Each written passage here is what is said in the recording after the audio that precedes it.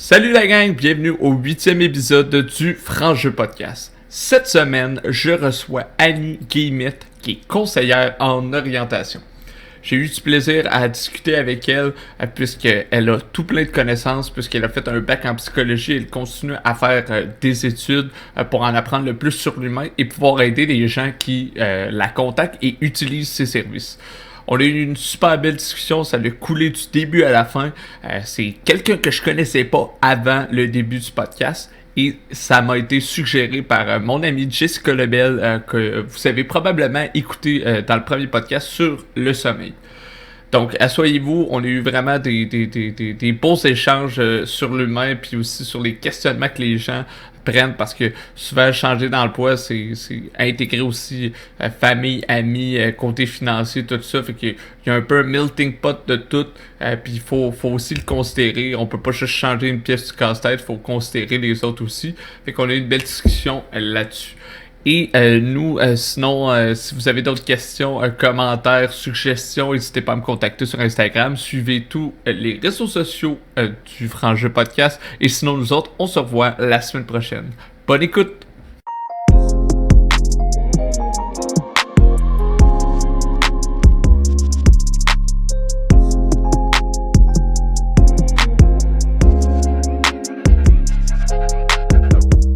Bonjour tout le monde, bienvenue au Franc Jeu Podcast, 8e épisode. Cette semaine, j'ai le plaisir de recevoir Annie Guillemette, qui est conseillère en orientation. Annie, merci premièrement d'avoir accepté mon invitation.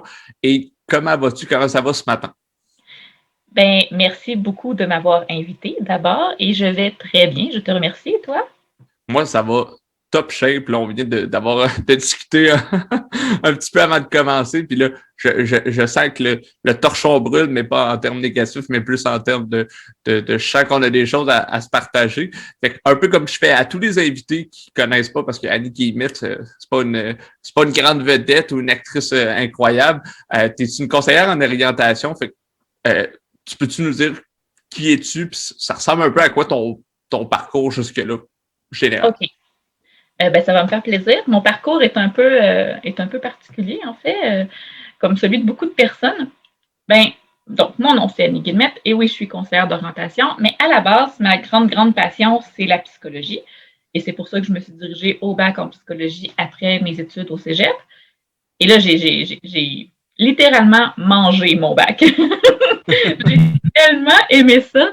Et puis vraiment, j'aimais approfondir, j'aimais réfléchir les théories, j'adore analyser, là, mes amis te le diraient. J'aime ça, approfondir les choses, réfléchir, me remettre en question moi-même aussi, m'introspecter, c'est quelque chose que j'aime beaucoup faire. Après mon bac en psychologie, je me suis dirigée vers l'enseignement. Je suis allée faire un DESS en enseignement collégial. Puis, là, c'est la partie qui est un peu comique, parce que quand j'ai fini mon DESS, l'été qui a suivi, ben moi, j'étais venue à Québec pour ce cours-là. Moi, je viens de Shawinigan à la base. Okay. Puis, pendant l'été, donc, je me cherchais un travail dans ce domaine-là ou comme intervenante ou quelque chose comme ça à Québec parce que là, je m'étais fait un copain puis je voulais rester à Québec. Mm-hmm. Et je suis allée dans un carrefour Jeunesse Emploi pour m'aider. Puis là, j'ai trouvé ça tellement fantastique ce qu'ils faisaient comme travail là-bas. Je me disais, mais c'est de la psychologie, mais super appliqué, c'est donc bien intéressant. Puis à la fin de l'été, je me suis retrouvée dans une situation financière vraiment difficile là, où il fallait vraiment que je travaille et que je fasse quelque chose. Puis tant qu'à aller travailler dans quelque chose qui n'était pas mon domaine, ben je me suis dit, je vais me réinscrire à l'université, je vais avoir des prêts et bourses. Puis quand je vais trouver quelque chose, ben je lâcherai ce que je fais puis j'irai travailler. Fait que je me suis inscrite à la maîtrise en orientation. Fait que, tu sais, comme tu vois, c'était pas une passion, là. C'était pas c'était un intérêt général de ce que j'ai vu au Carrefour Jeunesse Emploi. Je trouvais ça intéressant, tant qu'à pas avoir d'argent puis à devoir vivre et payer mon loyer et ma nourriture. Je me suis dirigée vers la maîtrise. Puis écoute, je suis jamais partie, là. Je suis encore en train d'étudier, je fais un doctorat maintenant en orientation. As-tu encore des problèmes financiers? C'est ce que tu es en train de me dire? Non. Ah, moi, j'ai jamais fini par me trouver de job. Ben non. Ouais, non, en fait, c'est ça qui est arrivé, c'est que j'ai découvert toutes les... C'est vraiment plus varié qu'on pense, l'orientation. C'est un des mythes les plus fréquents que j'entends sur mon domaine, c'est que les conseillers d'orientation travaillent dans des écoles. En fait, c'est pas vraiment un mythe. Il y a vraiment des conseillers d'orientation qui travaillent dans des écoles. Mais c'est tellement plus large que ça. Il y en a qui travaillent au niveau organisationnel. Il y en a qui travaillent justement dans les carrefours Jeunes Emploi, dans les organismes communautaires. Puis moi et plusieurs de mes collègues, moi, je décide d'aller vers la pratique privée. Pour plein de raisons, en fait, qu'on pourra peut-être discuter ou pas. On verra où la discussion nous mène. Mais c'est ça. Fait que moi, j'ai décidé de vraiment aller plus vers la pratique privée, majoritairement pour cette idée de pouvoir approfondir les processus comme je veux. Fait que ce que je fais majoritairement, c'est plus du counseling de carrière, là, où j'aide vraiment les gens à réfléchir sur leur travail, la fonction que leur travail prend dans leur vie. Puis, en tout cas, encore là, je ne rentrerai pas là-dedans tout de suite, mais bref, c'est ça. Fait que ce besoin-là d'analyser, d'aller en profondeur, c'est ce qui a motivé d'aller plus vers la pratique privée. Puis comme j'avais encore besoin de creuser et d'approfondir, ben là, je suis allée aussi faire mon doctorat pour justement creuser une problématique qui est justement le bien-être. Fait que quand j'ai eu la possibilité d'aller sur un podcast qui parle de bien-être, j'étais très, très, très énervée. Amen. Amen to that. Amen, alléluia. J'étais super content parce que c'est Jessica que j'ai reçue durant le premier épisode qui m'a conseillé ta candidature. J'ai étudié longuement avant de t'inviter. Non, sans blague, je trouvais ça juste parfait. Puis quelqu'un qui est expressive, qui a de l'intérêt, qui a de la passion aussi. C'est tout le temps le fun de recevoir, puis ça se ressent aussi à l'écoute, là.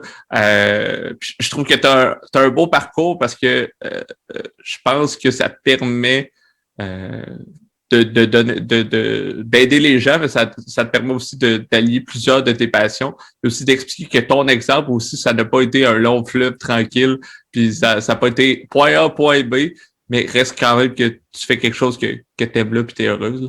Non, puis même que, écoute, j'ai tout réutilisé. Là, j'ai une approche environnementale de ma carrière, dans le sens que pendant, tu sais, jusqu'à 2018, de 2013 à 2018, j'ai enseigné à l'université. Puis là, tout ce que j'ai vu dans mon DESS en enseignement m'a servi dans les notions pédagogiques pour monter mon cours et tout ça. J'avais déjà comment faire. Fait que ça m'a été super utile. Puis là, dans les prochains mois, je vais commencer mon stage pour être accréditée pour être psychothérapeute. Et alors là, ben, parce que j'avais fait mon bac en psychologie avant de faire l'orientation, ben, il y a beaucoup de cours que j'ai pas à faire. Ça va être moins lourd pour moi que pour quelqu'un qui a juste la formation en orientation d'aller chercher cette accréditation-là. Puis justement, encore là, tout ce que j'ai vu en psychologie va me servir, me sert déjà quotidiennement, mais va me servir encore plus. Là. C'est juste parfait comme ça. Oui. T'as l'air stimulé et t'es stimulant, en fait, là. C'est ça qui est intéressant. Je suis comme, je vais prendre un rendez-vous, mais c'est plus de, je trouve ça le fun de voir quelqu'un autant passionné. Puis moi, j'ai déjà été voir un conseiller en orientation au Carrefour Emploi il y a pas tant longtemps, parce que je me questionnais à certaines avenues, je voulais pas changer de carrière nécessairement, mais je réfléchissais à certaines choses. Puis c'est tellement une approche différente de l'expérience que j'ai eu une fois au secondaire où c'est vraiment plus, là, tu es au secondaire, fait qu'on te fait remplir un questionnaire pour connaître un peu tes intérêts, ton portrait. Là, c'était vraiment plus t'es un adulte, tu sais un peu ce que tu veux. C'est plus des questions plus précises. Puis j'avais vraiment trouvé ça intéressant. Puis tantôt, tu as mentionné le counseling de carrière. C'est quoi exactement? Ben, en fait, c'est exactement un peu ce que tu viens d'amorcer avec ton exemple quand tu es allé au Carrefour Jeunesse Emploi. Moi, ben, c'est ça, j'ai une clientèle, j'ai des jeunes, mais j'ai beaucoup d'adultes dans ma clientèle. Puis au niveau des adultes, ben, souvent, quand ils viennent consulter en orientation, quand ils se questionnent sur leur carrière, il y a une complexité qui est différente de quand on est au secondaire puis qu'on veut choisir le prochain, ce qu'on va faire après le secondaire. Parce que souvent, j'insiste sur la complexité différente. Je pense pas que c'est plus ou moins contexte, je pense que c'est différent. Parce que quand je vois des adultes, souvent, ils se connaissent mieux. Sauf qu'ils ont des enjeux qui sont très différents. Tu sais, comme par exemple, tu décides pas comme ça de changer un travail à, je sais pas, moi, je veux dire 60 000 par année, que tu sais, que tu as gravi les échelons. Là, ça fait, mettons, 10-15 ans que tu fais ton travail, tu as gravi les échelons, tu as des conditions qui viennent avec, tu as un salaire qui vient avec. Et souvent, tu as les dépenses qui vont avec aussi. Exact. Tu sais. Fait qu'on ne se revire pas comme ça, puis c'est pas vrai qu'on peut changer comme ça dans tous les domaines, puis se retrouver quelque chose avec le même niveau, là. Parce que justement, ça t'a pris 10 ans avant d'atteindre ce niveau-là. T'sais. est-ce que vraiment ça va se refaire comme ça? Ben, c'est ça, c'est quelque chose qui se réfléchit, qui se planifie, qui s'organise. Puis ça vaut la peine de réfléchir à savoir qu'est-ce qui pose problème dans le travail actuellement. Puis moi, pour ça, le counseling de carrière, c'est vraiment une approche de réflexion sur sa carrière. C'est la relation d'aide basée justement, dont l'objet central est le travail. Mais on va aussi regarder souvent ailleurs parce qu'on on est la même personne dans chacune des sphères de notre vie. Hein. Mm-hmm. Pour t'illustrer, moi, ce que je dis souvent à mes clients, c'est la façon dont je vois la vie, la tienne, la mienne, celle de tout le monde. C'est comme si ta vie, c'était un casse-tête. Chaque pièce du casse-tête, c'est une sphère importante de ta vie. Donc, comme sphère de vie, les gens vont me nommer la famille, les amis, certains sports, certains loisirs, les étudiants quand ils étudient, et évidemment, le travail qui est la pièce du casse-tête pour laquelle les gens viennent me rencontrer. Et ce que je dis ensuite, c'est que pour que tu sois bien, il faut que toutes les pièces du casse-tête s'assemblent comme il faut. Sauf que c'est un casse-tête où toutes les pièces n'ont pas la même grosseur nécessairement. Et où tu ne veux pas nécessairement qu'elles aient la même grosseur non plus. Fait que notre travail, à moi et à mes clients ensemble, c'est de forger la pièce travail pour qu'elle s'assemble bien dans le reste du casse-tête. Est-ce que tu me suis? Oui, totalement. OK. Fait que pour moi, c'est ça le counseling de carrière. Fait que pour savoir l'espace qui reste pour le travail, ben, il faut aussi aller voir ce que la personne veut dans les autres sphères de sa vie. Puis moi, c'est ça. Ce que j'aide les gens à faire, c'est à trouver c'est quoi la fonction de ton travail dans ta vie. Là, bien évidemment, je veux dire, même moi, si quelqu'un me lâche ça, si là, tout de suite, tu me dirais, mais toi, Annie, quelle est la fonction de ton travail dans ta vie? Ça se répond pas comme ça. Non, c'est ça. Il y a un travail de réflexion à faire. Non, c'est ça, c'est pas si simple. Fait que pour aider mes clients à répondre à cette question-là, ben justement, je vais aller explorer avec eux les différentes sphères de leur vie, puis je vais regarder qu'est-ce qu'ils connaissent déjà sur eux-mêmes qui peut se transposer dans leur carrière. Exemple, si la personne me dit, ben moi, dans mes loisirs, je fais beaucoup de sport, j'adore le soccer, je suis même capitaine de mon équipe, puis le soccer, c'est super important pour moi. Ben, je vais demander, OK, ben, qu'est-ce que tu aimes dans le soccer? Ah, ben, j'aime vraiment la dynamique d'équipe. Puis vu que je suis capitaine, justement, j'ai plus de responsabilités. Fait que les gens se réfèrent à moi aussi pour certaines affaires. J'aime ça comme être leur personne référence, la personne qui vient me voir rapidement quand il y a quelque chose. Alors là, moi, ça m'amène à pouvoir réfléchir avec eux. OK, ben, est-ce que c'est des choses que tu aimerais retrouver dans ton travail, ça, travailler en équipe? Justement, dans ton travail, est-ce que tu voudrais être en charge de l'équipe ou tu voudrais être dans l'équipe? Puis, fait on prend vraiment une distance par rapport au travail. Puis c'est ça. Puis la personne pourrait me dire, ben, moi, tu vois, le soccer, c'est super important. Hein, puis je veux vraiment que ça reste, c'est central dans ma vie. Ça compte déjà mon besoin social. Fait que je pense que j'aimerais bien que mon travail, ce soit plus tranquille dans un bureau, peut-être. Ou la personne pourrait au contraire me dire, ah oui, écoute, si je peux retrouver la même chose qu'au travail, mais la même chose qu'au soccer, mais dans le travail, c'est tellement heureux. Fait que, tu vois-tu, déjà là, le besoin n'est pas le même. Puis selon une des sphères de ta vie, ce qu'elle comble, puis comme la place que tu veux lui donner, ben, ça influence ce que tu vas rechercher dans ton travail, puis comment ton travail va te compléter. Je comprends totalement parce que si je comprends bien, tu sais, tout est une question d'équilibre, mais tout part dans l'exemple que tu viens de donner là. On a eu la personne A qui fait comme non, moi je veux plus un certain équilibre et que je préférais quelque chose de plus tranquille parce que ça crée des high, down, puis ça fait que moi je me sens bien comme ça. Comme l'autre personne fait genre non, moi ça me crée pas un down, j'en mange de ça, puis j'en veux, puis tu sais, je veux continuer là-dessus, tu sais. Hey, je m'excuse, je vais devoir te demander de répéter, ça a coupé de mon côté, puis je t'ai perdu. Il n'y a pas de souci. On va reprendre ça. Okay. Ta connexion est bonne? Oui, moi, la mienne, elle me dit qu'elle est instable, mais là, ça a l'air correct. Ouais, c'est ça. Je la voyais super. Il n'y a pas de souci, sache que de toute façon, je peux faire un petit peu de montage. Ce que je disais, je vais prendre. Si je comprends bien, en fait, dans l'exemple que tu as donné précédemment, tu as une personne qui voulait trouver un équilibre en ayant peut-être un emploi plus calme, étant donné que le soccer, ben, ce désir-là était déjà comblé. Puis tu as l'autre personne qui était comme non, moi j'en mange puis je veux continuer. Fait que c'est là que je trouve ça intéressant que tu aies fait le bac en psycho puis que tu continues parce que c'est dire j'ai quelqu'un devant moi, c'est une personne avec une personnalité propre, un fonctionnement de pensée. Après ça, cette personne-là, outre le travail, ben, autour d'elle, elle a des amis, une famille, des activités sociales, etc. Faut comme voir une vue d'ensemble. Puis je pense que le counseling de carrière crée aussi une réflexion, mais aussi à se questionner sur les autres choses de sa vie. Puis je pense après ça permet d'aller mieux vers l'avant. C'est pas parce que tu donnes la job parfaite à la personne avec le salaire qu'elle veut, puis finalement elle s'accomplit. Si tout le reste va mal, puis c'est peut-être ça qui cloche finalement. C'est pas le travail, tu sais, c'est peut-être autre chose. Ben, exactement. Tu sais, c'est pas la même chose. Je te donne 2 exemples extrêmes. Là. C'est jamais aussi extrême que ça. Là, mais mettons personne A qui son rêve dans la vie, c'est d'avoir 10 enfants et de partir faire le tour du monde avec ses 10 enfants. Et personne B qui veut changer le monde dans un domaine et contribuer à faire avancer les choses dans un domaine.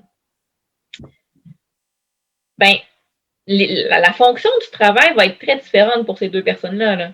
Là. Pour la personne A, les conditions de travail vont être super importantes. Son horaire, peut-être, la flexibilité au niveau des vacances, pouvoir prendre une année sans sol, peut-être, ou une année sabbatique, ou whatever. Fait que, tu sais, ce qui va être le plus important vers son travail, l'idée, c'est pas de chercher quelque chose qu'elle n'aime pas. Mais peut-être que l'intérêt va être un ingrédient important, mais avec plusieurs autres critères importants envers son travail pour que ça lui permette de se réaliser dans la sphère qui est la plus importante pour elle, qui est sa famille puis ses projets avec sa famille.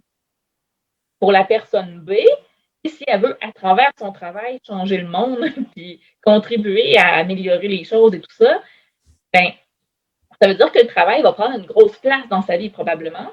À ce moment-là, ça risque d'être plus aidant si c'est une passion. Fait que c'est 2 façons de voir, puis tu sais, c'est que la fonction du travail, pour ces 2 personnes-là, n'est pas la même. Dans le premier cas, le travail vient soutenir le projet familial. Ouais. Dans l'autre cas, le travail est le principal projet. Je pense à une personne en particulier.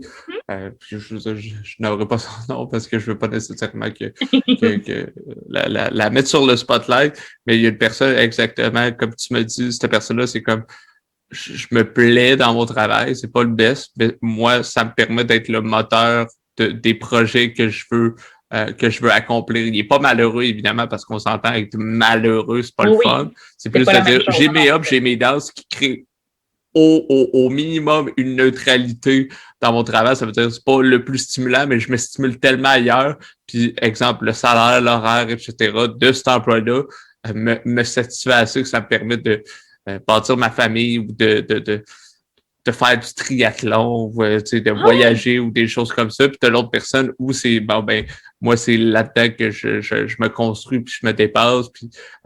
Puis ce que j'aime dans la discussion qu'on a là sur le counseling de carrière, c'est qu'il y a un effet entonnoir. Tu sais, des fois, la personne veut une chose vraiment précisément, mais après ça, c'est de dire, on va partir avec large, genre ta vie, ta personnalité, ce qui est autour de toi, les morceaux de casse-tête, quelle grosseur ils ont, comment ça se passe, il y a un qui est amoché, puis il est pas vraiment beau, puis tu sais, tout ça. Puis après ça, c'est, mettons que t'es rendu dans le travail, comme on en parle là, puis après ça, c'est dire dans le travail, qu'est-ce qui est plus important pour toi? C'est tes collègues de travail? Est-ce que c'est le salaire? Est-ce que c'est...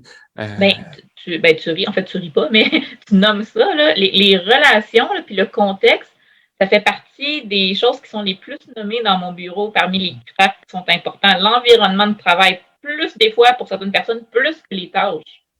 C'est ce qui va faire qu'ils vont être bien dans un travail. Puis là, c'est intéressant parce que comment tu fais une recherche d'emploi basée sur le contexte, les collègues et tout ça? Ouais. Mais c'est ça. Fait que là, c'est là qu'on cherche des stratégies avec les clients, mais il reste que selon ce que tu vises le plus, c'est ça change complètement ta stratégie pour chercher ton emploi. Là. Puis, tu as tout à fait raison, j'utilise souvent la métaphore de l'entonnoir parce que c'est ça, dans un premier temps, l'idée, c'est comme d'aider les gens à définir, t'es qui, toi? Dans un deuxième temps, qu'est-ce que tu veux? Dans un troisième temps, OK, comment tu vas faire pour l'obtenir? Mm-hmm.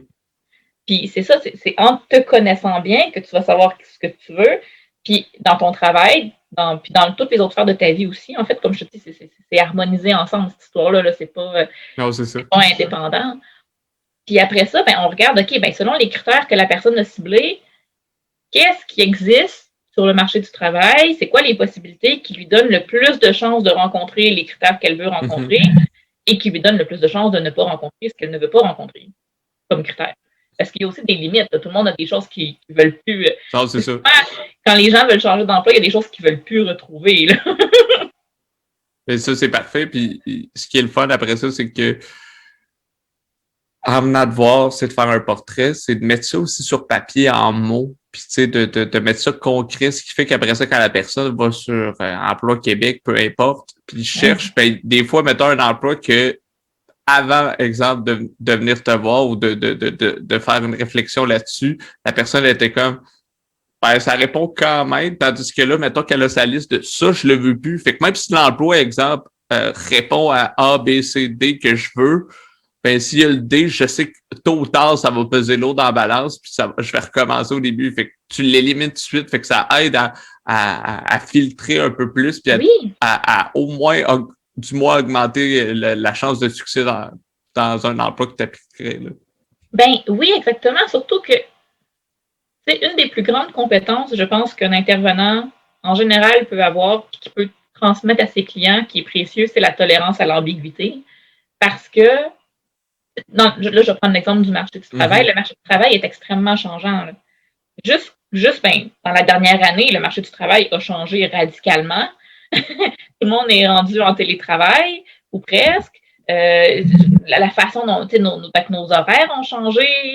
Il y a beaucoup de choses qui ont changé juste dans la dernière année. Mais même avec l'avancement de la technologie, avec l'avancement de la société, les choses qui sont importantes, qui sont plus valorisées et tout ça, ça change la nature du travail, ça change les possibilités.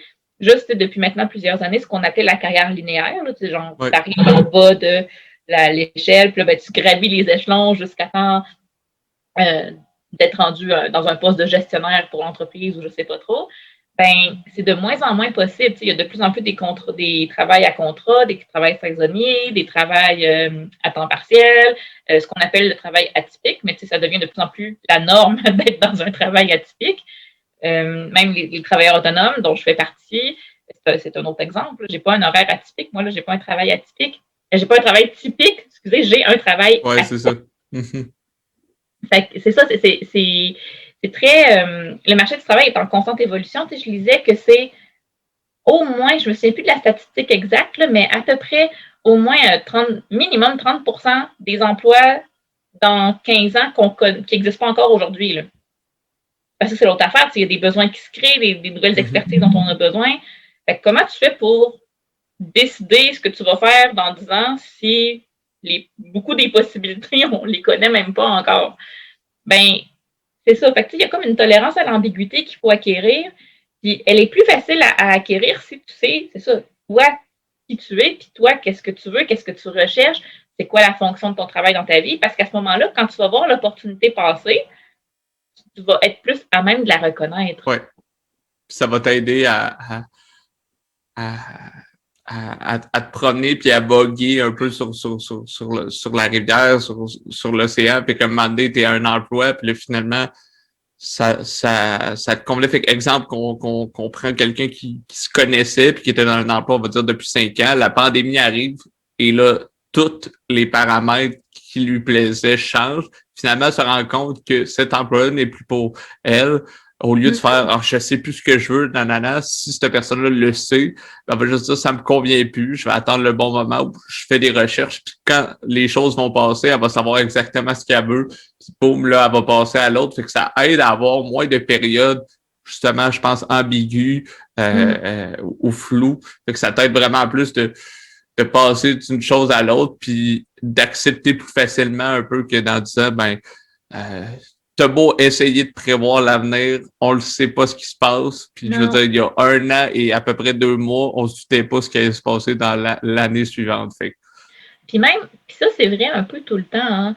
Tu sais, c'est quelque chose, justement, dans l'orientation en général, le counseling d'orientation en particulier, on doit aussi regarder comment la personne se projette dans le futur. Tu sais, qu'est-ce qu'elle prévoit qui va être important pour elle dans le futur, tout en nommant l'idée que tout ça peut changer. Tu sais, ce à quoi tu as accès en ce moment comme information sur toi-même, peut-être qu'il y a quelque chose de super important sur toi, mais que tu n'as pas découvert encore parce que tu vas le découvrir en faisant une expérience, puis là, ça va changer quelque chose. Tu sais. Comme je pense notamment à la tolérance au risque. J'ai des gens qui viennent me voir puis qui veulent quelque chose de très, très stable, puis qui ne veulent pas se soucier, avoir à jamais à se soucier de l'argent et tout ça, mais qui, dans leur loisir, ils font que des sports, des loisirs d'adrénaline. Ouais. Ils ont beaucoup de stimulation et tout ça. Puis peut-être que justement, le travail va leur donner cette stabilité-là, puis que ça va comme polariser les deux sphères, puis ça va être correct, puis ça va s'équilibrer. Pour certaines personnes, il y en a qui se rendent compte qu'ils ne sont pas bien dans un cadre, même au travail. Et à ce moment-là, ben, c'est ça, c'est d'apprendre, ben, écoute, il y a un choix à faire. Est-ce que je vais vers quelque chose qui va être beaucoup plus stimulant pour moi, mais là, il faut que j'apprenne à tolérer le risque, ou je vais vers quelque chose, je garde ma stabilité, mais là, j'ai comme un compromis à faire sur, où je vais essayer de trouver d'autres stratégies pour voir comment je vais tirer mon épingle du jeu pour que ce soit plus stimulant, tout en gardant la stabilité. Le mot que je mettrais là, tu me corrigeras, je pense que c'est le coup de renonciation.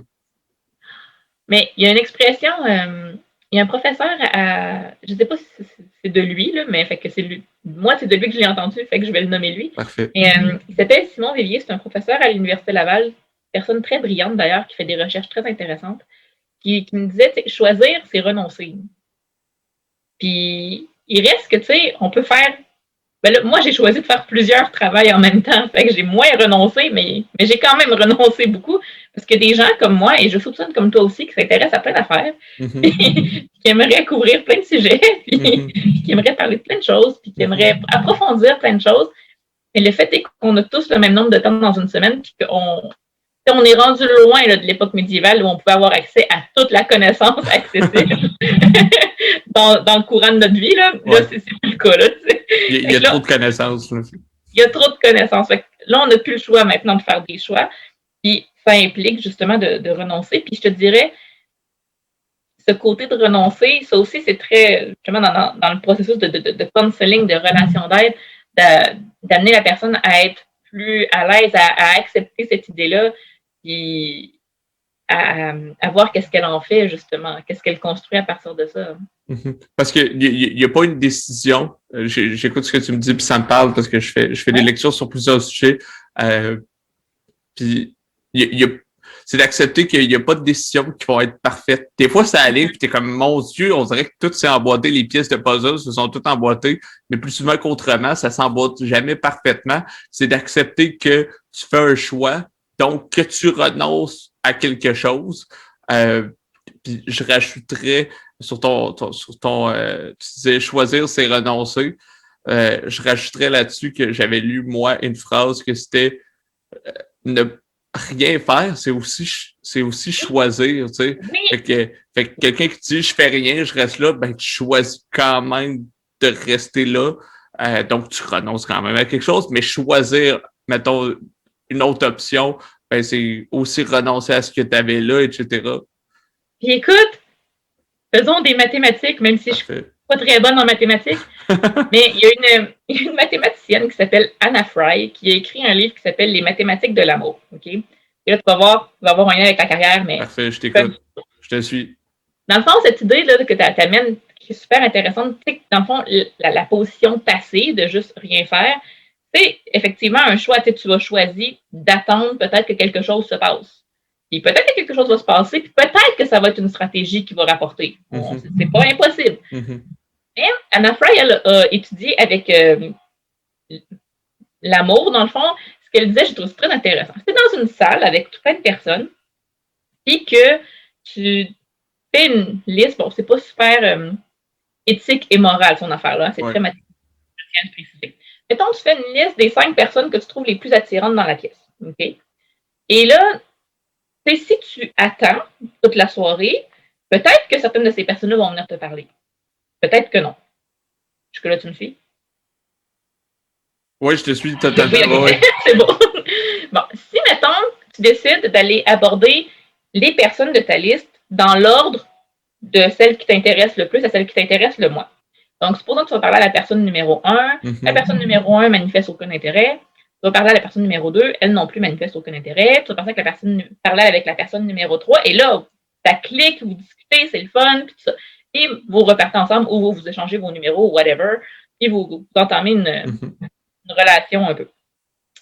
Ben, si tu attends, mettons, là, dans ta hiérarchie Ouais. qui t'intéressait, si c'est toi qui fais l'action d'aller les voir, tu vas repartir avec la personne le plus haut dans ta liste qui t'intéresse aussi, que tu l'intéresses elle aussi. Si tu attends, c'est peut-être qu'il y a juste le numéro 5 qui va venir te parler. Ouais. C'est déjà pas nécessairement mal. C'est peut-être que tu t'entendrais mieux de toute façon que le numéro 5 que le numéro 3. Il y a plein de variables dans cette histoire-là. Là, hein? Oui, totalement. Je sais pas, là, je te parle juste du principe mathématique. C'est ça, vraiment avec des barèmes de toi, tu suis juste à ce que tu vois, puis peu importe. Là. C'est ça. Fait que, tu sais, ça se peut que ce soit juste le numéro 5 qui vienne te parler. Puis à ce moment-là, tu aurais pu avoir plus haut dans ta liste d'intérêts si tu avais fait l'action. En fait, ce qu'elle dit, c'est que quand tu te mets en action, quand c'est toi qui vas vers ce que tu veux le plus, ben, tu augmentes tes chances. Tu vas repartir avec l'option la plus élevée dans tes choix qui était accessible pour toi. Mm-hmm. C'est la même chose avec la carrière. T'sais. Si tu es passif, ça se peut qu'il y ait quelque chose qui t'arrive sur un plateau d'argent. Je veux dire, je l'ai déjà vu, là, ça arrive. C'est quelqu'un qui part une entreprise, qui a un de tes amis, puis qui t'invite à te joindre, puis là, pouf, il y a un beau clic, puis ça revient. T'sais. Ça arrive, des opportunités comme ça. L'affaire, c'est que on ne saura jamais c'était-tu vraiment ça qui t'intéressait de faire dans la vie, c'était-tu vraiment ça qui était la meilleure option pour toi. Tandis que si tu pars avec toi, tu sais ce que tu veux, tu sais que ta meilleure option au travail, ça serait ça, la deuxième, ça serait ça, la troisième, ça serait ça. Tu cognes à la porte de la première, de la deuxième, tu vas repartir avec le meilleur choix où il y a un appariement possible. Fait que mettons que l'action augmente, si je rends ça concis, l'action de la personne versus ses intérêts, évidemment, il faut bien que tu te connaisses, mais l'action de la personne augmente tes chances de succès de la meilleure option que tu pouvais avoir. Évidemment, de ton point de vue, parce que comme on disait tantôt, oui. Exemple, la personne numéro 5, finalement, si tu parlais si tu avais 1 heure avec la personne 1, 2, 3, 4, 5, finalement, tu ferais peut-être, finalement, je vais changer mes ordres de position. Oui. Mais mettons qu'on enlève ça, ça fait quand même que tu augmentes selon les informations que tu as à ce moment-là donné.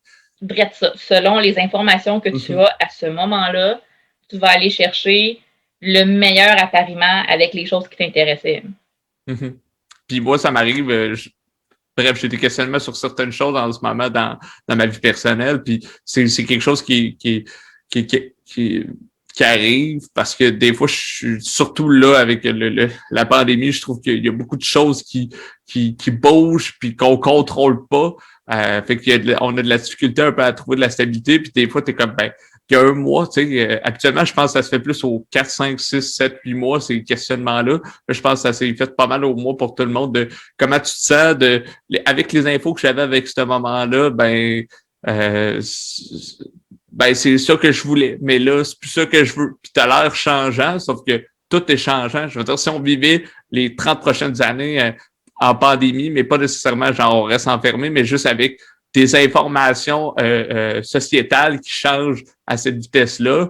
Je pense qu'il y aurait bien des gens malheureux, mais je pense surtout que la société aurait pas le choix de se transformer puis vivre peut-être beaucoup plus day-to-day parce que rendu c'est comme même plus dans un an, on ne sait jamais ce qui peut se produire. On parlait de 10 ans tantôt, mais excuse-moi, mais dans un an, on ne sait jamais. Puis, tu sais, là, je pense que ça serait à plus petite échelle, ça serait quasiment une courte période. Dans un mois, on le sait pas parce que tout va changer. Puis, je vais peut-être faire, j'ai plus pas tout le goût de ça là, maintenant, avec les informations que je possède. Il y a un mois, puis maintenant. Tu sais. Absolument. Puis, tu sais, c'est pour ça, là, je trouve ça intéressant, les mathématiques de l'amour. Puis, c'est pour ça que j'en parle parce que l'action, c'est ça, augmente tes chances de trouver quelque chose qui va être plus associé à ce que toi, tu veux en ce moment. Par contre, tu sais, les opportunités que tu te fais offrir, puis tout ça, peuvent aussi t'amener des occasions de découvrir des nouvelles choses sur toi-même que tu n'avais pas anticipées, puis des choses que tu ne savais pas que tu voulais. Mm-hmm. Totalement, comme on dit. Qui t'amènent à te réaliser comme personne. C'est de te connaître, puis c'est d'apprendre des choses. Fait que la fameuse phrase, puis je l'ai sûrement nommée quelques fois dans les premiers podcasts que j'ai fait, mais c'est d'essayer, c'est pas un échec, mais il faut voir ça comme un apprentissage, puis c'est pas la belle phrase de tout est beau, mais c'est de dire au moins tu comprends qu'il y a quelque chose que tu veux plus, ou tu comprends quelque chose sur toi, ou tu sais, la petite info que tu as de plus sur toi, ça t'aide juste à trouver le trésor sur la carte. Là. Tu sais, je vais te donner un exemple super personnel. Là. moi, quand je faisais mon bac en psychologie, je te l'ai dit, là, j'ai mangé mon bac, j'ai adoré ça. Mais je m'enlignais davantage vers la recherche ou l'enseignement. L'intervention, c'était pas quelque chose qui m'intéressait du tout. Mm-hmm. J'ai découvert l'intervention quand j'ai été rendue en orientation. Parce que dans mon premier cours de propédeutique, donc dans le fond, quand on veut rentrer dans une maîtrise, dans un domaine différent d'une autre, des fois, il y a comme des cours de bac, d'appoint à faire avant d'accéder à la maîtrise. C'est ce qu'on appelle une propédeutique. Donc, dans mes cours d'appoint, il y en avait un qui s'appelait Développement des habiletés relationnelles, qui maintenant a changé pour Développement des compétences relationnelles. Et dans ce cours-là, quand moi je l'ai fait, on était comme 20 dans la classe, je crois, et l'enseignante nous a mis en rond, a mis 2 chaises dans le milieu. Et là, il y avait une personne qui devait faire l'intervenant et une personne qui devait faire l'aider. Et là, moi, j'avais déjà un baccalauréat, puis je voyais tous les gens qui étaient comme pas beaucoup plus jeunes que moi, peut-être 3-4 ans plus jeunes que moi, mais quand même, j'étais comme là, c'est moi la grande sœur de la place. En tout cas, je me sentais comme la grande sœur de la place. Puis, tout le monde était beaucoup trop gêné pour aller faire l'intervenant. Fait que je me suis dit, je vais y aller. Et juste dans ce petit 5 minutes-là, je me suis dit, wow, je venais de découvrir quelque chose que je ne savais pas de moi-même. Là. Le plaisir d'interagir, le plaisir de discuter, de faire réfléchir les gens, de les amener à approfondir quelque chose. Puis, à ce moment-là, pour de vrai, ma carrière a fait un 180. Ce que j'avais anticipé, ce que je prévoyais, tout ça, je veux dire, j'en fais encore de la recherche, j'en ai fait de l'enseignement aussi. Mais pour moi, là, maintenant, l'intervention, c'est central. Puis, je me forme beaucoup, beaucoup plus à ça, à plein de concepts un peu plus abstraits, comme justement la tolérance à l'ambiguïté, le deuil, le renoncement. C'est toutes des choses que moi, je me forme de plus en plus pour accompagner mes clients dans ces affaires-là qui sont beaucoup plus subtiles, délicates, pour les accompagner dans la détresse qui vient avec le fait de devoir choisir, de devoir changer un emploi peut-être qu'on aimait, mais qu'on ne peut plus faire pour plein de raisons. Parce d'être vulnérable. C'est ça. Fait que c'est beaucoup... Moi, j'ai décidé... Pour de vrai, c'est ça. Ça a vraiment fait un 180 dans la façon dont je voyais ma carrière. C'est fou de se dire 5 minutes. Tu sais, là, t'as porté une action qui était plus pour le groupe, là, de ils sont gênés, je vais y aller. Puis finalement, ça a juste été comme la chose que tu t'attendais pas. Fait ça, je pense que c'est vraiment quelque chose de se connaître, d'être à l'écoute de soi, c'est comme la meilleure chose que tu peux faire parce que je pense que tu es beaucoup plus réceptif à ces signes-là. Parce que des fois, je pense qu'il y a des apprentissages qui passent sous ton nez, clair comme de l'eau de roche, mais à cause que tu n'es pas à l'écoute, ben, tu vas le savoir plus tard, puis là, il y a de quoi qui va te flasher, va te dire, ah ouais, à ce moment-là, c'est vrai, il s'est passé tel truc. Ah, j'ai pas tout allumé, tu sais. Si tu savais combien de fois ça arrive dans mon bureau, tu sais, justement, moi, c'est ça que je fais. J'amène les gens à réfléchir à des expériences passées aussi. Comme je vais te parler, j'ai ce que j'appelle ma question magique. Dans le fond, beaucoup des gens qui viennent me voir, je leur demande qui dans ton entourage que tu connais, ton entourage général, membre de ta famille, personne que tu as côtoyé, parents de tes amis, tu sais, large. Là. Qui fait un travail que tu te dis, ouais, lui ou elle, me semble, je ferais sa job. Puis, oui, les gens font exactement la face que tu fais là. Les gens ne savent pas dans le podcast, mais on se voit, nous. La face de réflexion, les yeux. Je vois le petit hamster qui commence à tourner dans sa roue puis à réfléchir. Puis, c'est intéressant, cette question-là, parce que il y a des gens que ça leur prend même, on finit la rencontre là-dessus, puis qui prennent la semaine pour y penser, qui m'en reparlent la semaine d'après. Puis, la majorité du temps, les gens me trouvent comme une personne ou deux qui fait comme moi, ben elle a fait telle affaire, puis j'aime vraiment cette idée-là, Donc, on peut construire à partir de ça. Mais la personne, là, cette personne-là, là, elle a toujours été dans leur entourage. Elle a toujours fait ce métier-là. Qui intéresse la personne, puis qui l'amène à trouver plein de choses qu'elle aime, puis qu'elle voudrait faire dans son travail. Mais la réflexion, c'était pas faite toute seule. Ouais. Là, c'est parce que je suis en train de réfléchir. Là. Ouais, t'es parti, là. J'ai une personne en tête qui fait son emploi, puis je sais que cette personne-là est à la bonne place, mais j'ai pas vraiment personne de proche qui fait un emploi que j'ai envie, mettons. Puis c'est pas qu'ils n'aiment pas leur emploi, qu'ils sont pas compétents, mais il y en a pas un que je suis comme ah oui, c'est pareil, c'est la même chose, à ma façon, évidemment, à ma couleur, mais il y a personne, mais c'est sûr qu'il y a quelqu'un qui est passionné puis que tu vois à sa place. Puis là, évidemment, on creuserait dans le t'as envie d'aimer ta job, d'être passionné plutôt que servir de ta job comme moteur pour tes projets. Ben, tu sais, là, on rentrerait là-dedans. Mais on n'est pas là pour faire ma psychanalyse. Mais non, mais ça aussi, je dirais, une majorité des gens vont trouver quelqu'un, puis cette personne temps-là, puis il n'y avait juste pas pensé. Une autre proportion, justement, vont trouver personne, puis ça aussi, c'est intéressant. Parce que des fois, ils sont même un peu découragés. Ben là, il me semble qu'il n'y a personne. C'est intéressant. Ça veut dire qu'il y a beaucoup de choses. C'est qui les gens à qui vous avez pensé? On va aller chercher justement ces choses que vous ne voulez pas retrouver, qui vous rejoignent pas. Puis y aller par élimination aussi, ça peut être constructif. Là. Ce que j'aime surtout dans ton approche, c'est que il y a toujours... Je pense que chaque intervenant a sa couleur, mais tu sais, j'ai l'impression qu'avec les connaissances que tu cherches, que tu vas chercher, puis t'es probablement quelqu'un qui te questionne aussi beaucoup, puis je pense que ça paraît, puis c'est parfait parce que ça aide aux autres à se questionner. J'ai l'impression que si tu fais cul-de-sac avec quelqu'un sur un point, toi, tu sais que le chemin peut continuer, mais cette personne-là, elle s'est bloquée ou pas prête à être ouverte, ben toi, tu as une autre façon de l'aborder pour qu'à un moment donné, il y a 3-4 chemins tout d'un coup qui étaient des cul-de-sac qui se sont libérés. Fait que j'aime ça parce que il y a différentes approches, différents chemins, puis des fois, ça va être la question que tu viens de me poser, c'est un mini morceau de casse-tête qui a l'air de rien, mais ça va être le petit morceau que plus tard, il va servir à lier 3 autres gros morceaux. Fait que tu sais, oui. Je pense que je trouve que ton approche est intéressante, puis j'ai pas mis l'expérience avec un conseiller ou une conseillère en orientation, mais c'est sûr que je te dirais c'est pas mal la première fois que je vois ça aussi détaillé, puis probablement que c'est pour ça, tu me corrigeras, que tu es parti à ton compte parce que ça te permet d'avoir un peu cette latitude-là de questionnement avec les clients. Exactement. C'est exactement ça. En fait, c'est moi, cette approche-là qui est de plus en plus partagée. L'orientation, on parle de plus en plus d'orientation tout au long de la vie, puis de l'harmonie entre les sphères de vie, tout ça, c'est pas des choses que moi j'ai inventées. Là. C'est un des nombreux cadres d'intervention qu'on peut avoir quand on pratique en intervention. Mais moi, ce qui était important pour moi en allant en pratique privée, c'était de pouvoir offrir une flexibilité totale avec mes clients. Dans le sens que, comment je dirais ça? J'ai des gens qui vont venir me voir 2 fois. Puis après 2 fois, on n'a pas nécessairement trouvé comme quelque chose de super clair, mais ils sont à l'aise de brasser le reste des idées qu'on a générées ensemble tout seul, puis de faire le reste tout seul. C'est bien correct. Il y a des gens qui vont venir me voir pendant beaucoup plus longtemps et qui vont avoir besoin que je les accompagne jusqu'à temps qu'ils aient comme fait 1 mois dans leur nouvel emploi, puis que là, ils sentent qu'ils sont corrects.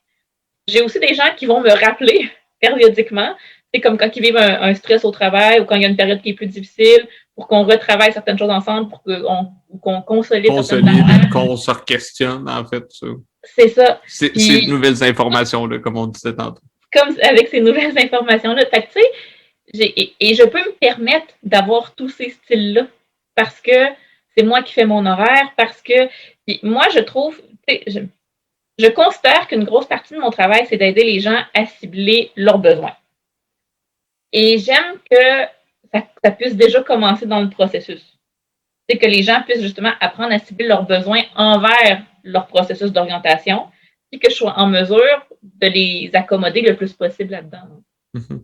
Puis, parce que je pourrais dire la phrase « tout est dans tout », là, mais l'orientation que tu fais, puis avec la latitude que tu as, ça te permet aussi à la personne de faire une introspection générale des gros morceaux de casse-tête de leur vie, puis de se questionner. Évidemment, on s'entend si c'est quelque chose de ultra méga précis, là, on parle vraiment d'une situation, ben là, ça peut être à référer à une autre professionnelle, mettons en psychologie, pour travailler exactement à ce point-là. Mais ce que j'aime, c'est vraiment de checker les bobos, de renier les pièces, de changer les pièces, de les remettre à neuf. Puis ça t'aide après ça, je pense, à aller de l'avant, puis justement à sentir quand tu as une irritation sur quelque chose ou quand il se passe quelque chose. Puis je pense aussi que toi, tu as l'air de... Je trouverais ça plate de faire A, B toute ma journée, puis de faire toujours la même chose. Ben, tu parlais des tests tantôt. Moi, j'en utilise pas du tout dans ma pratique. Okay. Pas parce que j'y crois pas parce que je pense que c'est pas bon. J'ai des collègues qui l'utilisent, qui obtiennent des très bons résultats. Moi, c'est pas un outil avec lequel j'ai du plaisir à travailler autant. Moi, j'aime aller chercher les informations par les gens, par l'introspection, par la réflexion. Fait que c'est sûr que ça fait des processus qui sont très différents. Puis je pense que dans n'importe quel domaine, le client peut dire j'ai besoin d'un conseiller en orientation, d'un entraîneur, d'un psychologue, d'un mécanicien, là. Mais tu sais, l'important, c'est de trouver la bonne personne aussi qui fit avec toi, là. Parce que toutes ces personnes-là peuvent t'aider, mais des fois, il y a un match. Puis surtout en psychologie, là, on s'entend, là, peut-être plus que mécanicien. Mais quoi que mécanicien, si tu as une relation de confiance, tu vas y retourner. Mais mettons qu'il n'y a pas ce degré-là. En psychologie, je pense qu'il faut vraiment que ce soit quand même un fit. Puis tu dis souvent quand tu as trouvé ton conseiller en orientation ou ton psychologue avec qui ça connecte, lâche-le pas parce que tu sais, oui, évidemment, vous apprenez à vous connaître, fait qu'il y a déjà une base, mais c'est que il y a une bonne connexion, la personne est plus ouverte, elle se met plus vulnérable, il communique plus, la personne se sent plus écoutée, sent plus que l'autre personne comprend, etc. Fait que, tu sais, c'est très dynamique, hein, une relation d'aide. Tu sais, justement, le counseling, une des différences avec la psychothérapie, c'est que le counseling est appliqué généralement à une situation précise pour laquelle la personne vient consulter. C'est comme moi, les gens, ils viennent tous d'abord me consulter pour leur travail. Oui, on parle des autres sphères de vie, tout ça, mais on va toujours ramener au travail, on va essayer de résoudre la situation du travail. Puis, mais même si c'est spécifique, même si c'est pas de la psychothérapie, il reste que ce que tu nommes là, il y a un nom professionnel pour ça qui s'appelle l'alliance de travail. Donc, le lien de confiance que la personne crée avec son intervenant. Ça, là, pour tous les types de relations d'aide, que ce soit avec un psychologue, un travailleur social, un conseiller d'orientation, un coach, un intervenant psychosocial, c'est fondamental. Puis, de plus en plus, il y a des études qui le démontrent, c'est un des facteurs, sinon le facteur le plus important pour prédire l'efficacité d'une relation d'aide. Parce que, ben, comme tu l'as super bien nommé, en fait, c'est si tu as confiance en ton intervenant, le matériel que tu vas lui amener va être très différent de si tu n'as pas confiance. Si tu as confiance en lui, le matériel que tu vas lui amener va être beaucoup plus riche, beaucoup plus en profondeur. Toi, tu vas être prêt à aller beaucoup plus loin. Tu lui donnes plus de matériel pour pouvoir t'aider, pour pouvoir t'amener à creuser davantage. Et c'est ça. Donc, c'est très dynamique, là. Puis, ce que je trouve difficile avec ça, c'est que là, c'est beau, on en parle de l'alliance avec l'intervenant. C'est un peu comme aller au casino. Souvent, tu prends un rendez-vous avec la personne qui est disponible, puis tout ça, ou à la limite, travailleur autonome, tu entends parler de quelqu'un, puis là, la personne te dit, ouais, je te verrais bien, puis que t'aides ton entonnoir à être un petit peu plus précis, tu augmentes tes chances parce que tu passes à l'action. Je fais des callbacks sur ce qu'on disait, mais ce que je veux dire, c'est qu'exemple, tu vas à une entreprise, tu es comme j'ai besoin là, ben, les chances que tu tombes dessus, des fois, sont plus difficiles. Puis moi, je me demandais si en deuxième volet, si toi, ça t'était déjà arrivé de rencontrer quelqu'un, tu sais, je sais que je peux l'aider, mais je sens qu'exemple, ma collègue ou quelqu'un d'autre à référer à quelqu'un d'autre en disant je pense que le match va être meilleur, puis c'est pas que je veux pas t'aider, c'est que j'ai l'impression te conseiller l'autre personne va plus t'aider à long terme. Hey, c'est tellement intéressant ce que tu soulèves parce qu'au niveau éthique, ça fait partie du rôle du professionnel, hein, de s'assurer qu'on est la meilleure personne pour aider notre client. Moi, la façon dont je gère ça, c'est qu'il n'y a personne qui vient me voir en rencontre à qui je n'ai pas d'abord parlé au téléphone pendant généralement au moins une demi-heure. C'est gratuitement, là, les gens ne me payent pas. Là. Puis cette rencontre-là au téléphone, ça vise vraiment à ce que la personne m'explique sa situation. Puis que moi, je lui explique mon fonctionnement là, avec la métaphore du casse-tête et toute la patente, parce que ça se peut que la personne fasse comme, ben, moi, je voulais passer un test. Là, fait que dans ce temps-là, je lui dis, ben, écoutez, je ne suis peut-être pas la meilleure personne pour vous aider, puis je réfère à des collègues. Ou quand j'ai des étudiants qui me contactent, ben, c'est systématique, je leur dis toujours, ça va me faire plaisir de vous accompagner, mais vous savez que vous avez accès à des services gratuits avec l'école, que ce soit à l'université, au secondaire ou au cégep. Fait que c'est toujours quelque chose où si la personne me dit, ben moi, j'aurais besoin d'aide pour mon CV, mes lettres de présentation, ça, moi, c'est plus des choses que je fais, je suis plus assez à jour. C'est pas là-dedans que j'ai choisi de me former. Fait que souvent, je vais référer encore là à des collègues ou à des organismes comme les Carrefour Jeunesse Emploi ou Libre Emploi à Québec qui font une super belle job à ce niveau-là aussi. Donc, fait que dans les rencontres, généralement, c'est ça arrive un peu moins parce que au début, avec cette rencontre-là de discussion, ben les gens je leur ai expliqué mon approche, puis je leur demande, vous en pensez quoi? Est-ce que vous avez l'impression que ça répondrait à votre besoin? Et si la personne me dit oui, je dis, ben à ce moment-là, on pourrait regarder pour planifier une rencontre.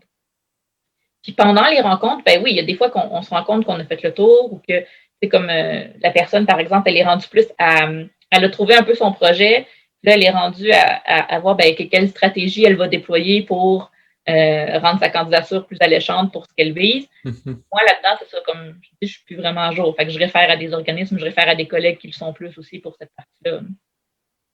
C'est parfait parce que t'as le côté psychologique, puis je pense que chaque professionnel doit, et j'espère qu'il se fie à ce côté éthique-là d'avoir la bonne relation, parce que ton objectif, en fait, c'est, selon ton cadre professionnel, c'est d'aider la personne que tu as en face de toi.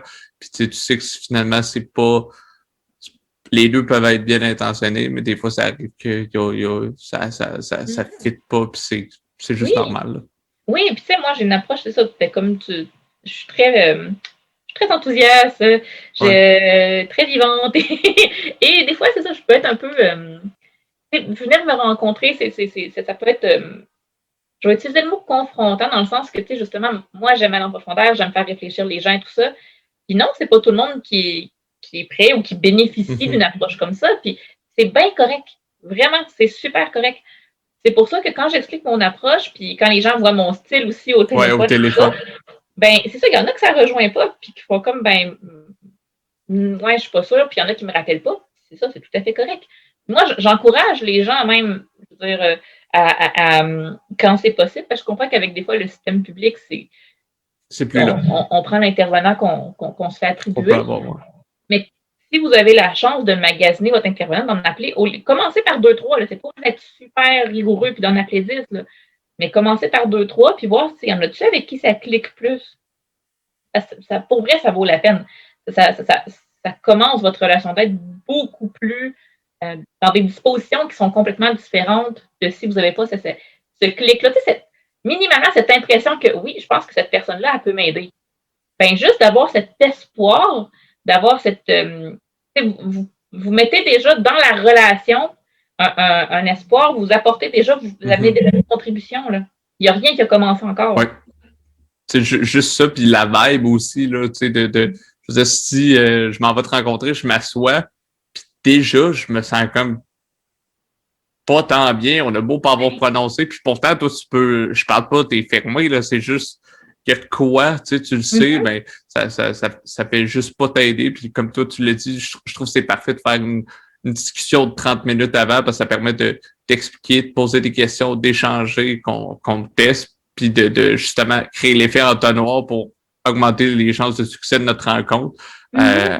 Puis, tu sais, comme tu l'as dit, quelqu'un pourrait percevoir ton énergie comme hey, mon Dieu, j'ai la porte ouverte, cette personne-là veut m'aider, puis je vais me nourrir de son énergie pour me livrer et continuer, comme quelqu'un pourrait dire oh mon Dieu, c'est bien trop confrontant, moi je me ferme puis je parle pas, puis finalement, elle se nuit à elle-même. Fait que je pense que c'est vraiment encore là, ça revient à dire faut se connaître, parce que peut-être la personne va dire je pense que je pourrais me nourrir de sa motivation, mais si au fond d'elle, elle sait que c'est trop confrontant puis ça la ferme, ben finalement, elle va te dire ben oui, ça me convient, puis finalement, il se passera rien. Fait que, tu sais, je pense que ça revient à dire les choses, communiquer, puis se connaître à la base.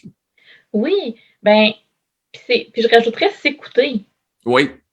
Tu sais, parce que des fois, il y a des gens qui... je le voyais surtout là, depuis que je suis rendue plus professionnelle, expérimentée, je pense que la façon dont je présente les choses aussi est différente, mais quand j'étais en stage ou quand j'étais en début de carrière, je pense que des fois, c'est une hypothèse, là, je ne pourrais jamais le vérifier. J'ai l'impression qu'il y a beaucoup de personnes qui ont accepté d'avoir mes services un peu pour m'aider moi. Genre, d'avoir plein de bonnes intentions. Je vais t'encourager. Je vais t'encourager, ouais, c'est ça. Quelle phrase que je déteste. Je l'ai vu aussi avec d'autres stagiaires et tout ça. Surtout quand, tu sais, des fois, mes interventions étaient maladroites, puis tout ça, tu sais, je voyais les clients qui étaient comme oh, mais non, mais t'es bonne! Fait que les gens sont super gentils, puis c'est correct, là, je veux dire, c'est tout à votre honneur d'être gentil, mais n'oubliez pas que c'est votre processus.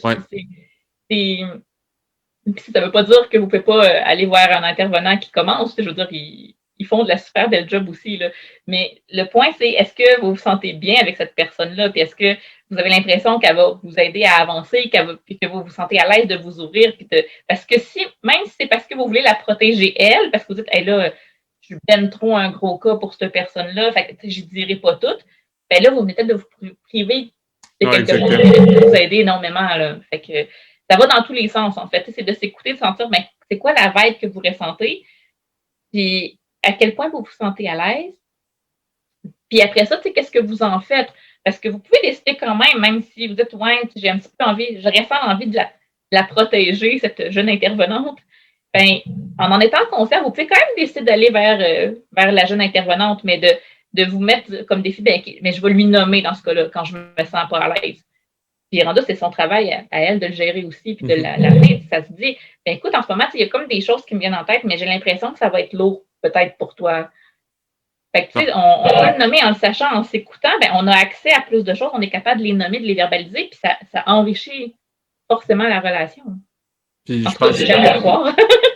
Non, c'est ça, exactement. Je pense que c'est juste la franchise puis l'honnêteté qui prévaut, parce qu'après ça, je veux dire, si je te soumets une idée, puis après ça, si ça me convient pas, ben, on a chacun notre réponse. Je te dis, ben, moi, c'est vers là que j'ai envie d'aller. Toi, non, ben, on a un peu notre réponse, puis les deux, on s'est respectés, puis on est, tu sais, puis tandis que c'est comme, OK, c'est bon, je comprends. Tu sais, je pense vraiment que la communication prime, Oui. Puis c'est vraiment, je pense, d'avoir le bon intervenant, parce que t'as beau faire 10 rencontres, si c'est pas... c'est juste, tu profites à 50% de ta rencontre à chaque fois, ben au final, excuse-moi, mais tu payes le plein prix pour une moitié de job, puis une moitié de progression, là, tu sais. Mm-hmm. Ben, absolument. Absolument. Puis, tu sais, je pense que c'est vrai, c'est très vrai en relation d'aide, mais c'est vrai tout le temps, tu sais, de réussir à s'écouter un peu pour être capable de nommer quand on ressent quelque chose qui vient heurter nos valeurs ou qui nous pose problème, d'être capable de le verbaliser. Puis ça aussi, c'est un apprentissage, hein, parce que il y a une façon. Moi, je pense que tout peut se dire, mais c'est dans la façon de le dire, de l'amener, puis de le verbaliser à l'autre. Là.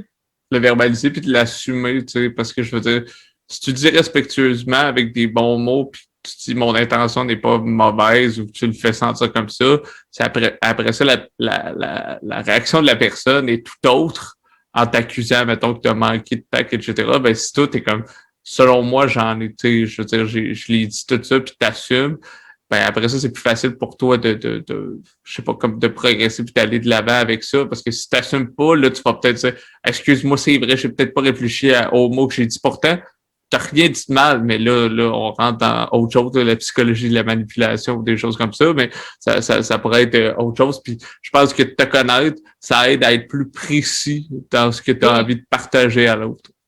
Oui. Oui, même sur certains points, des fois, j'ai l'impression que c'est aussi ta meilleure défense. Totalement. Contre beaucoup de choses. Tu sais, parce que si je reconnais que je me sens blessée, ben, j'ai un pouvoir supplémentaire. Là. OK, je reconnais qu'il y a ce qui se passe et je peux décider d'agir dessus. Je peux décider de le verbaliser. Je peux décider de m'en aller si c'est quelque chose qui arrive trop souvent dans la relation. Fait que, tu sais, dans n'importe quel type de relation.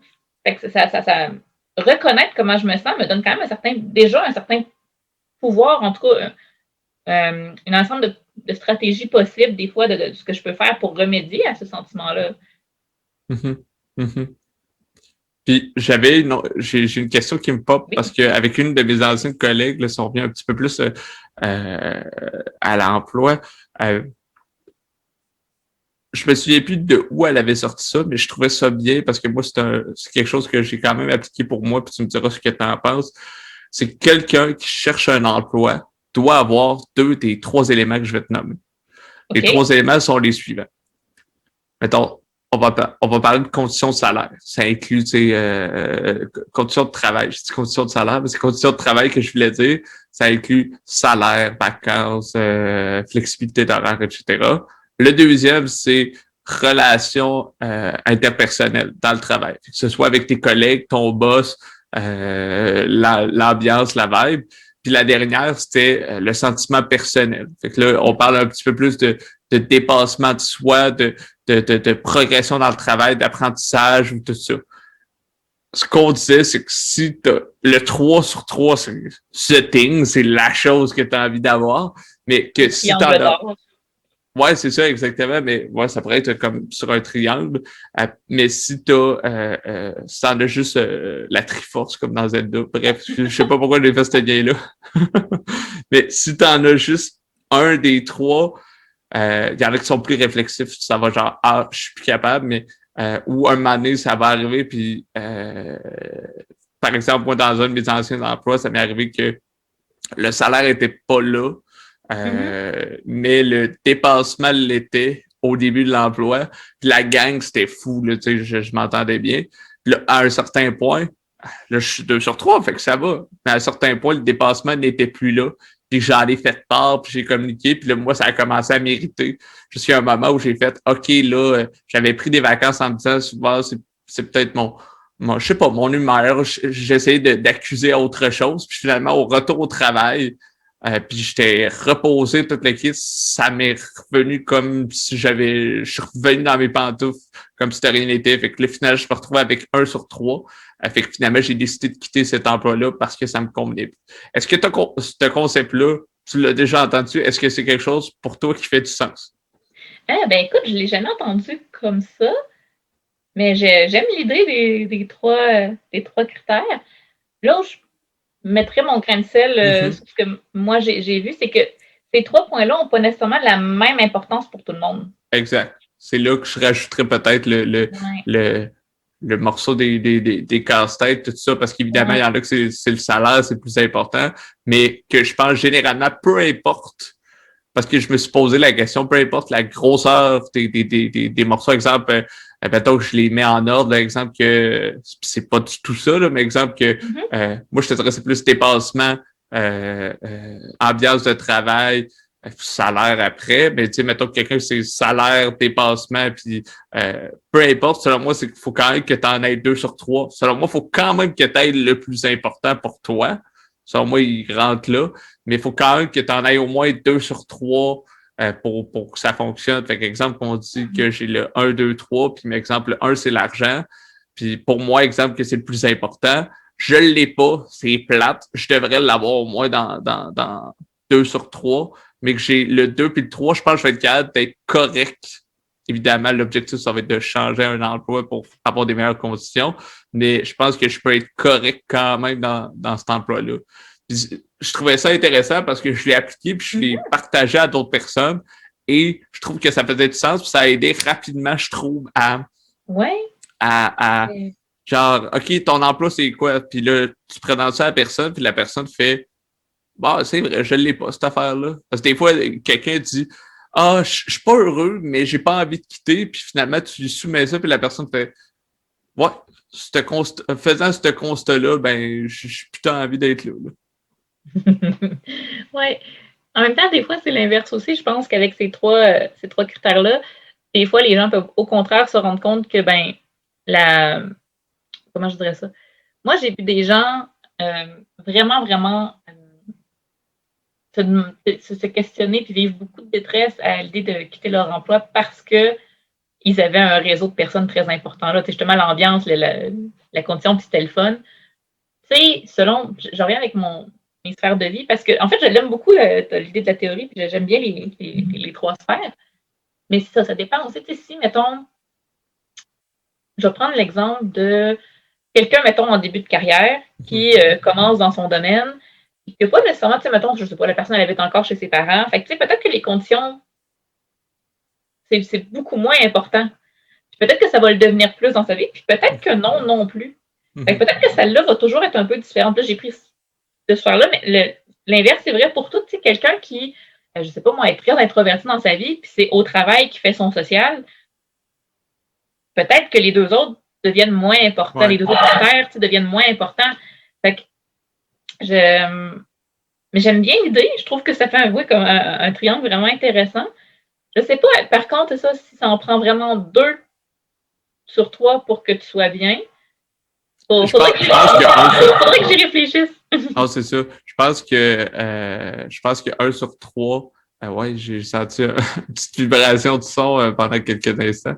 Mais je sais que 1 sur 3, t'es capable, je veux dire, je suis désolé, puis je suis pas dans leur peau, mais je pense que nombreux de la génération de mes parents qui ont eu ce 1 sur 3-là longtemps, fait que t'es capable de le faire. Puis il y en a quand même que je pense qui ont été heureux parce qu'évidemment, les informations qu'il y avait à ce moment-là, puis il y avait comme pas le choix, il y avait pas d'autre option. Puis la société valorisait pas autant le dépassement de soi, la réalisation, Totalement. Ils n'étaient pas dans ce bain-là non plus, où tu as l'impression des fois ça devient quasiment un il faut, là, il faut que je sois épanoui, il faut que je sois... Mais c'est ça, je pense que je suis d'accord avec toi que faut pas nécessairement 2 sur 3, mais je pense qu'il y a 1 sur 3 des gens qui se contentent de ça à long terme. Je pense que c'est vraiment une infime partie puis c'est pas juste de se contenter, mais d'être potentiellement assez heureux. Je pense que c'est vraiment un mince pourcentage. Je pense que pour la majorité, 1 sur 3, c'est un emploi qui, tôt ou tard, va créer des frictions, de l'irritation, et la personne va vouloir quitter. Puis après ça, tout dépendant du travail que tu fais sur toi, à quel point t'es capable de dealer avec l'insécurité, de l'instabilité d'emploi, ou ce qu'on parlait tantôt, là, j'ai oublié les trucs qui sont pas stables. Mais je pense vraiment qu'à 2 sur 3, t'es bien. 3 sur 3, c'est enjoy. Là. C'est quoi qu'on disait tantôt? La tolérance à l'ambiguïté? Oui, c'est ça, exactement. C'est ça. Mais tu me permets-tu de te relancer avec... Totalement, relance-moi. Parce que ce que tu me fais penser me fait penser à... Ce que tu me dis me fait penser à... moi, comme je disais, je fais une thèse sur le bien-être. Puis dans le monde du bien-être, il y a comme... Dans les études, on peut comme... Il y a plein d'auteurs, plein de chercheurs qui ont réfléchi à plein de façons de concevoir le bien-être. Mettons qu'on peut toutes les regrouper en 2 grandes catégories. Et là, il y a de la recherche beaucoup là-dessus, mais ces 2 grandes catégories-là ont leur inspiration dans la philosophie. Là. Fait que c'est des choses qu'on réfléchit depuis des années. Puis il y a comme une conception qu'on va appeler le bien-être hédonique.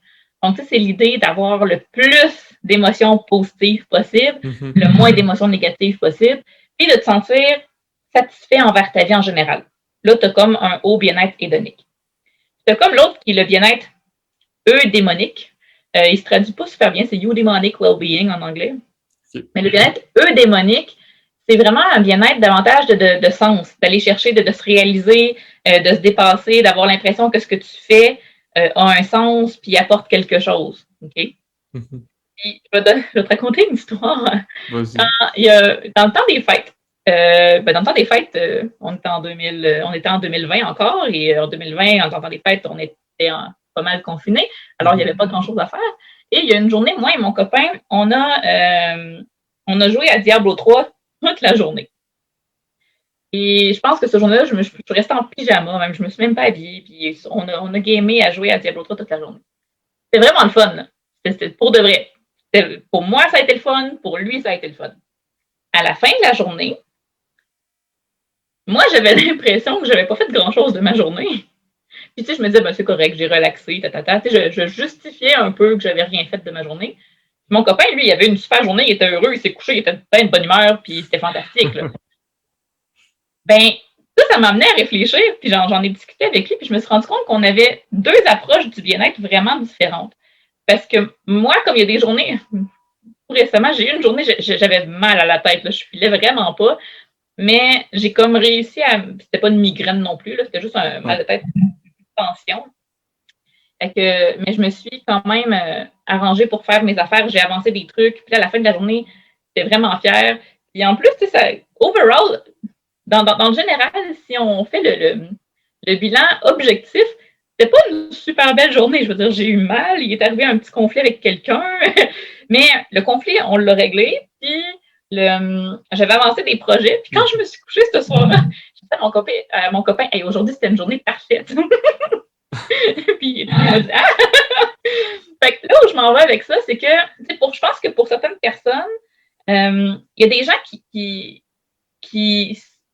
sont plus vraiment, leur bien-être de prédilection, si on veut, c'est le bien-être hédonique. Comme mon copain, il est comme ça, c'est lui, dans sa journée, il y a eu beaucoup d'émotions positives, le moins possible d'émotions négatives, il y a eu du fun, il il a eu une belle journée, puis c'est amplement suffisant pour lui, ça l'a comblé, tu comprends? Moi, non. Je vais avoir eu du plaisir, là, mais ça ne m'aura pas comblé, ça ne m'aura pas nourri. Par contre, c'est ça, je peux avoir mal de tête pendant toute une journée, mais avoir comme travaillé, fait avancer des affaires, discuter avec quelqu'un, puis j'ai l'impression d'avoir eu une journée parfaite. Oui, je comprends. Fait que je pense que dans le travail, il y a peut-être ça qui joue aussi des fois, selon qu'est-ce qui fait qu'on est bien comme personne. T'en penses quoi? Tu sais, mettons, peut-être qu'il y a des gens qui, au travail, si ce qui est le plus important pour eux, c'est d'avoir eu du plaisir, ben s'ils ont eu du fun, peu importe les autres affaires, ça va être comme peut-être ça qui va être priorisé versus, je reviens à tes, peut-être que, mettons, le bien-être clinique serait comme la portion, genre, ambiance de travail de ton, de tes sphères que tu nommais tantôt, puis le bien-être plus démonique serait peut-être plus le côté, genre, de se dépasser, puis d'avoir l'impression que ton travail a du sens, que tu contribues à je sais pas quoi, puis fait que peut-être qu'à ce moment-là... Je trouve que ça fait quand même j'appellerais ça un produit croisé intéressant. Puis que si je rajouterais sur ce que tu dis, c'est que le salaire, ça serait un peu on n'a pas vraiment le choix parce que c'est un peu de cette façon-là que la vie fonctionne, puis c'est un peu notre monnaie d'échange. Fait que je pense que ça a du sens parce que, exemple, ton chum, j'ai plus vu ça comme, ben lui, c'est des mathématiques, c'est des plus puis des moins, là. S'il y a eu plus, tu sais, s'il y a un résultat positif, c'est une belle journée. Tandis que toi, c'est, mettons que tu te fais la chose, ben, c'est un plus, mais non, toi, tu as besoin de sentir dépassement, sentir qu'il s'est passé quelque chose, que, ben, tu sais, ça allait pas bien, puis finalement, j'ai réussi à triompher, tu sais, tu comprends-tu? Il y a un peu de ça. Fait que, tu sais, je pense vraiment que les deux pourraient se joindre. Puis ce que je trouve intéressant là-dedans, c'est que, tu sais, souvent, des fois, les concepts se font présenter. On parlait de tests tantôt que tu n'utilises pas, mais des fois, ça va être des tableaux, quelque chose que tu vas avoir spécialisé. Ça, je pense, ça peut être quelque chose peut-être à la suite de notre discussion qui pourra être bâti, qui pourra faire du sens pour la personne, puis toi, l'aider à progresser. Puis je suis d'accord avec toi que je reste quand même avec mon 2 sur 3.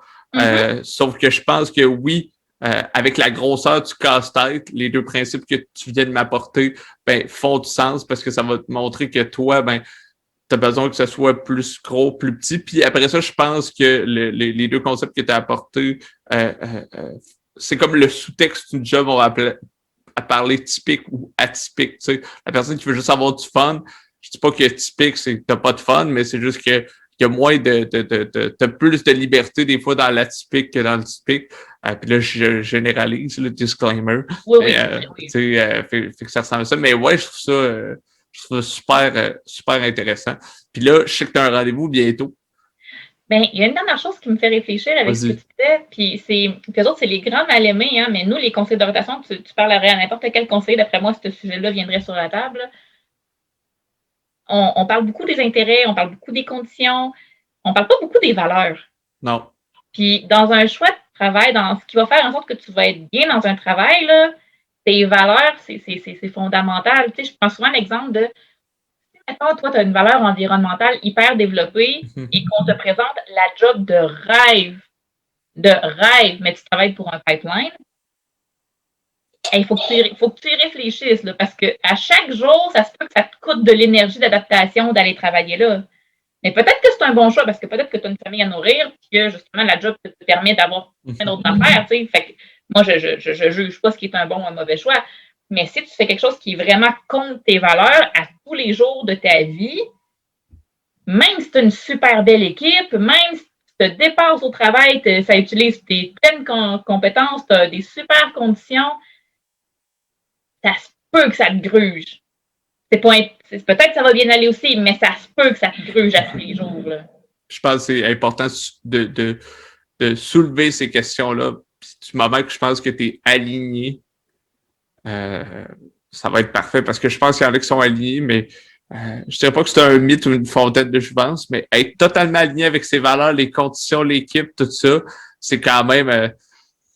c'est comme chercher une aiguille dans une botte de foin. Là, je pense que ça va t'arriver dans ta vie, mais ça va être des courts moments où tu vas pouvoir dire hey, en ce moment, tout va bien un peu général, genre vie personnelle, vie sociale, je suis en santé, je me dépasse, etc.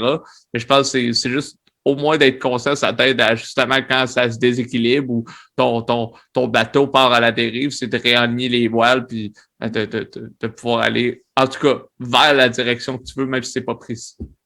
Ben, oui, ben, on fait ça, tu sais, les valeurs, on va effectivement guide ton bateau. J'aime bien la métaphore. C'est comme ton GPS. Oui, exact. Mais le bateau, c'est souvent ce que j'utilise parce que tu tires tes voiles gauche-droite pour aller dans une direction, tu t'alignes les voiles, mais des fois, tu as besoin, exemple, d'un ami, de quelqu'un. Là, si on prend ça à l'extérieur du counseling ou le conseiller en orientation pour t'aider à diriger les voiles, mais reste quand même que c'est toi qui es le capitaine de ton bateau. C'est toi le capitaine de ton bateau, absolument. Tu sais, je pense que tu as raison quand tu dis que peu importe où on va, être en relation, être en interaction avec d'autres personnes, finit souvent par créer des conflits de valeurs, justement, parce qu'effectivement, personne n'a exactement les mêmes valeurs que nous. Ceci étant dit, on a des valeurs qui sont aussi, on a des hiérarchies de valeurs en nous-mêmes. Il y a des choses qui sont plus importantes pour nous, sur lesquelles on est comme plus intraitable. Là, je pourrais prendre l'exemple, moi, je sais que j'aurais beaucoup de misère à travailler dans un contexte où on me dirait, Annie, tu peux faire des rencontres, mais c'est 4 rencontres maximum, par exemple. Parce que pour moi, la flexibilité, répondre aux besoins de mon client, l'amener à verbaliser son besoin, c'est ça, c'est mon approche. Comme ça, je te dis, j'ai des collègues qui peuvent obtenir des très bons résultats autrement. Là. Fait que, je ne juge pas ça. Je parle de moi, mes valeurs, ma façon dont j'aime intervenir. J'ai besoin de cette flexibilité-là. Fait que je ne serais pas bien dans un contexte où je ne l'aurais pas. Ça aiderait personne. Je veux dire, tu apprends là-dedans, puis je veux dire, ça aiderait personne parce que tu te sentirais pas bien, finalement, tu serais peut-être pas aussi heureuse que ça, fait que finalement, tu serais peut-être pas disposé à aider autant la personne que tu as devant toi, etc., etc. Fait que je pense que tu as tout avantage de faire un peu comme tu le souhaites, puis que ça soit en ligne avec tes valeurs. Donc là, je pense qu'il va falloir que je te laisse partir. Je te réinviterai probablement pour qu'on poursuive un peu cette discussion-là, peut-être aller un petit peu plus vers ta thèse sur le bien-être, ça serait très intéressant. Je voulais juste savoir. J'ai fait un petit oui, tu nous as juste titillé, là. C'était un peu agace, là, comme non, mais je fais des blagues, mais ça sera à poursuivre une autre conversation. Ça a été vraiment agréable, puis j'aurais pu poursuivre ça assez longtemps. Je voulais juste savoir, c'est où qu'on peut te contacter, c'est où qu'on peut te suivre. Il y a mon site internet www.consultoption.com. C'est mon entreprise que j'ai démarrée avec ma collègue Josiane Salardo. Ma page Facebook professionnelle, Annie Guillemette, conseillère d'orientation. Et c'est pas mal les deux meilleurs moyens de me rejoindre, je dirais. Sinon, bien évidemment, j'ai un téléphone, j'ai une adresse courriel, mais tout ça est disponible sur mon site internet et sur ma page professionnelle. C'est parfait. Sur LinkedIn aussi, Annie Guillemette sur LinkedIn, oui. OK, parfait, super, excellent. Avec les trois, ben, je vais m'assurer de mettre les 3 liens dans la description du podcast là, pour que les gens puissent te contacter plus rapidement. Fait que je te remercie tellement. C'est vraiment apprécié du temps que tu m'as accordé. Puis c'est sûr que j'ai envie de reprendre cette discussion-là à une prochaine fois. Puis j'espère que ça n'aura fait réfléchir plus d'un. En tout cas, c'était vraiment un plaisir. J'ai eu beaucoup de plaisir aussi à échanger, à discuter avec toi. Puis si tu me réinvites, c'est sûr que ça va me faire plaisir de revenir. Excellent. Ben, je te remercie beaucoup, Annie. Passe une excellente journée. Merci. Merci, bye bye.